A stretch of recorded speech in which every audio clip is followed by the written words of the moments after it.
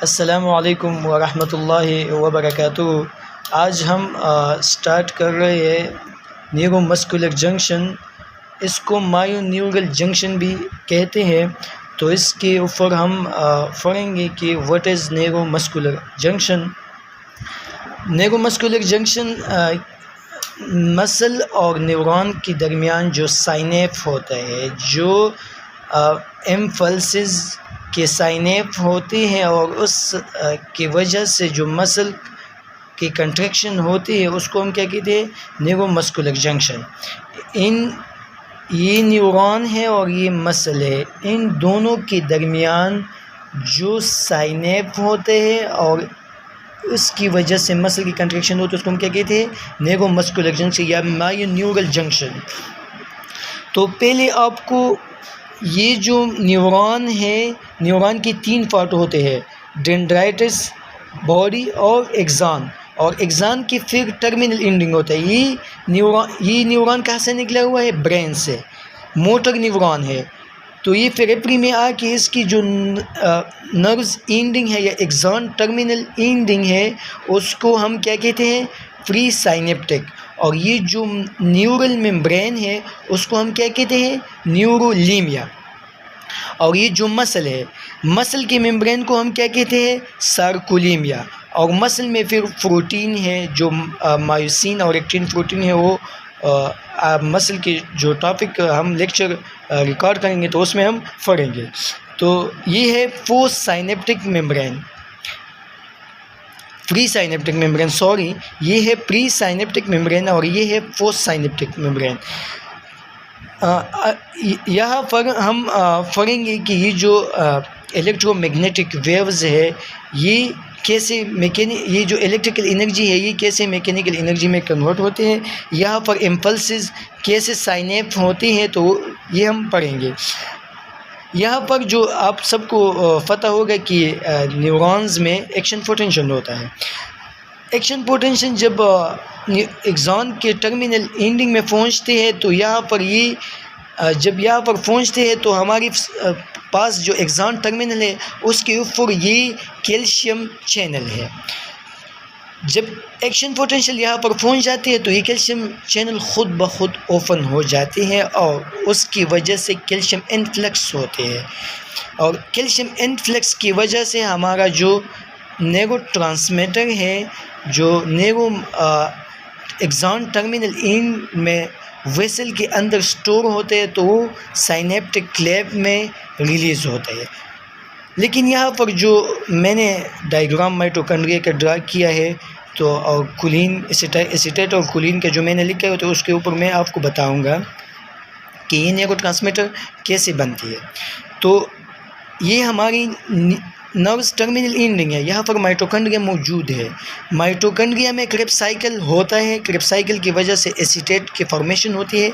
और ये जो कोलिन है, एसिटाइल कोलिन का मतलब है एसीटेट और कोलिन दोनों एक साथ इकट्ठा होते हैं तो उसकी वजह से एसीटेट ऑक्सीडेशन प्रोसेस होते है, उसकी वजह से एसिटाइल कोलिन बनती है। एसीटेट कोलिन कहाँ से आते हैं, कोलिन हमारी जो न्यूट्रिएंट्स है उसमें मौजूद होते हैं, जीआई ट्रैक्ट से एब्जॉर्ब होते हैं और वो एक्सान टर्मिनल है उस नर्व्स सेल के अंदर ही पहुंच जाते हैं। तो एसीटेट के साथ ये मिल के एसिटाइल कोलिन बनाती है और एसिटाइल कोलिन जो है ये वेसल के अंदर स्टोर होते हैं। ये वेसल के अंदर स्टोर होते हैं, जब एक्शन पोटेंशियल नहीं होते हैं तो ये अपनी जगह पर मौजूद होते हैं। जब ये कैल्शियम आयन चैनल ओपन होता है तो इसकी वजह से ये फ्यूज़ होता है, जो न्यूरोलीमा मेम्ब्रेन है उसमें ये फ्यूज़ होता है, उसकी वजह से न्यूरोट्रांसमीटर रिलीज़ होता है।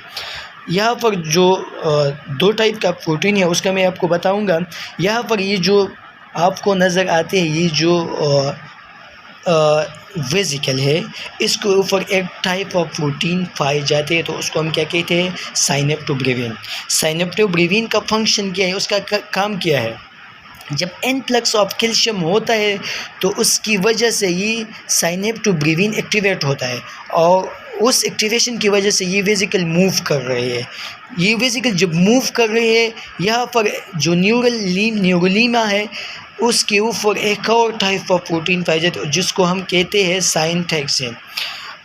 जब ये इन्फ्लक्स ऑफ कैल्शियम होता है तो ये प्रोटीन भी एक्टिवेट होता है, और इसके एक्टिवेशन की वजह से जब ये दोनों ये एज ए रिसेप्टर काम करते हैं तो ये साइनेप्टोब्रेविन इसके साथ अटैच होते हैं, और इसकी वजह से जो वेसिकल है वो न्यूरोलीमा में फ्यूज़ होते हैं, और जब फ्यूज़ होते हैं तो न्यूरोट्रांसमीटर रिलीज़ होते हैं, हमारे न्यूरोट्रांसमीटर रिलीज़ होते हैं साइनेप्टिक लैब में।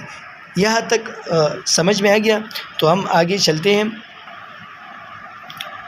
अच्छा, हम बात कर रही थी कि जो न्यूरोट्रांसमीटर रिलीज़ होते हैं तो वो साइनेप्टिक लैब में रिलीज़ होता है।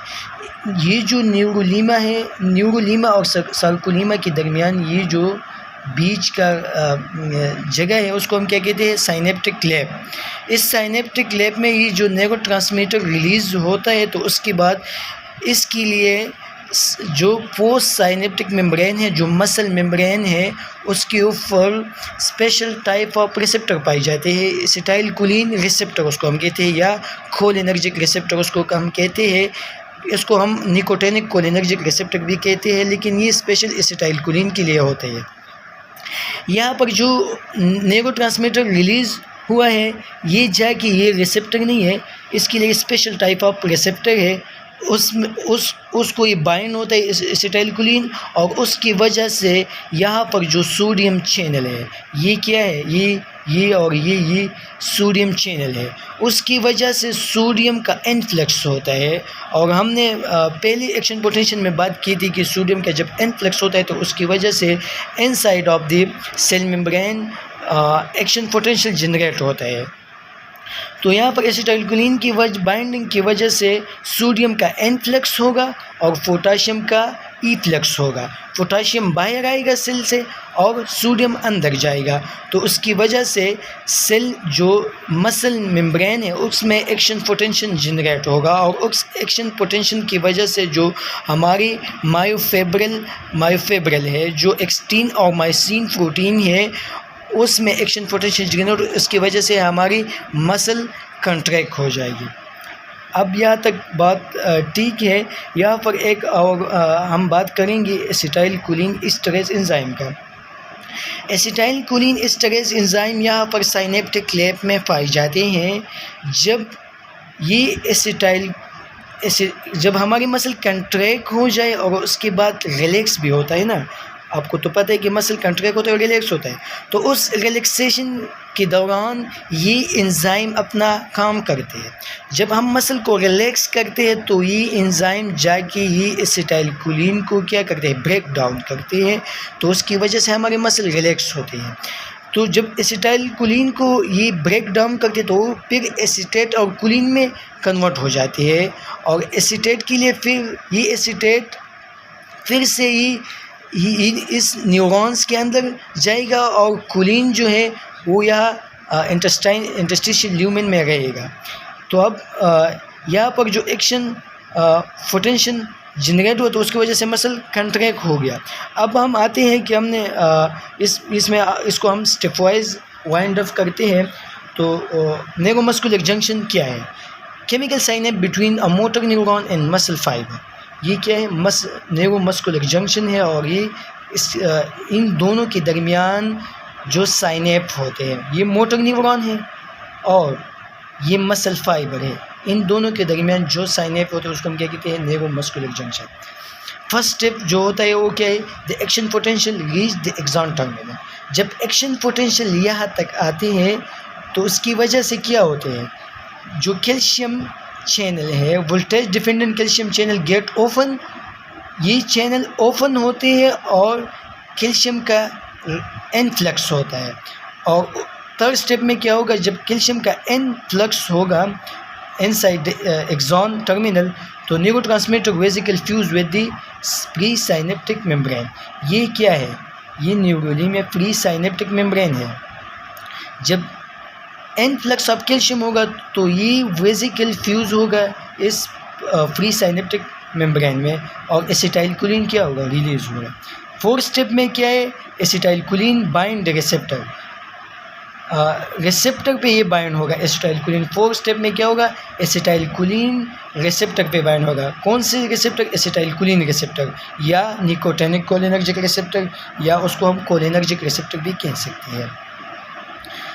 जब ये इसके बाइंड होगा तो 5th नंबर स्टेप क्या होगा, this binding cause ion channel open to allow sodium and other cation to flow across the membrane muscle. इस एसिटाइलकोलिन बाइंडिंग की वजह से क्या होगा, सोडियम का इनफ्लक्स होगा और पोटाशियम का ईफ्लक्स होगा, तो उसकी वजह से एक्शन पोटेंशियल जनरेट होगा। तो हम 6 स्टेप में पढ़ेंगे, the flow of sodium ion across the membrane into the potassium ion out of the muscle and generate action potential which travel to the myofibril and result in muscle contraction। जब इसकी वजह से action potential generate होगा तो वो travel करेगा यहाँ पर, ये तो मेम्ब्रेन है तो ये ट्रेवल करेगा मायोफाइब्रिल से मीन एक्टिन और मायोसिन प्रोटीन, उसमें एक्शन पोटेंशियल जनरेट होगा और उसकी वजह से मसल कंट्रैक्ट हो जाएगा। तो ये थी हमारी आज के टॉपिक। अगर हम समराइज़ करें तो सिंपली इसमें हमारे पास होते हैं, आपको याद करना है, प्री साइनेप्टिक न्यूरॉन और post synaptic membrane, muscle membrane, जो उसको हम क्या कहते हैं, सार्कोलीमा, और उसको हम जो नर्व्स मेम्ब्रेन है उसको हम क्या कहते हैं, न्यूरोलीमिया। और आपको इसमें साइनेप्टिक क्लेव का पता होना चाहिए और न्यूरोट्रांसमीटर का पता होना चाहिए कि ये न्यूरोट्रांसमीटर वेसिकल में स्टोर होता है, फिर ये रिलीज़ होता है। तो और ये इसके लिए जो पोस्ट साइनेप्टिक मेम्ब्रेन है उसके ऊपर स्पेशल टाइप ऑफ रिसेप्टर मौजूद होते हैं, तो न्यूरोट्रांसमीटर वहाँ पर बाइंड होते हैं, तो उसकी वजह से जो एक्शन पोटेंशियल है वो जनरेट होते हैं मसल में और उसकी वजह से मसल कंट्रैक्ट होते हैं।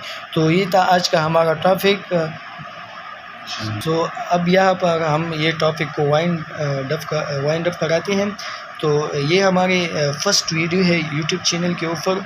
अगर आपको वीडियो अच्छी लगी तो please subscribe the channel and click in the bell icon. Thank you so much.